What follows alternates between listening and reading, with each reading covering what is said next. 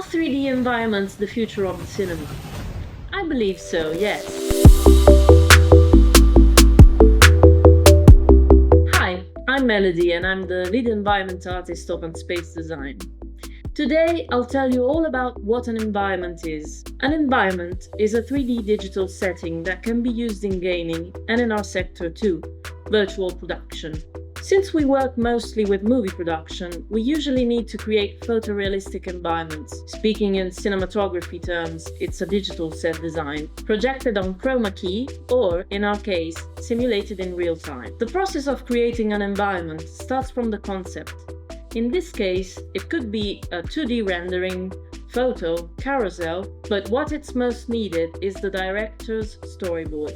The storyboard is vital in order to identify the camera points from which we will look at our environment and figure out the blockout. Blocking out is primary in order to understand measures and the perception of the environment surrounding the actors. We'll have a 3D puppet or mannequin mimicking the actor's blockout in order to understand better, always following the concept.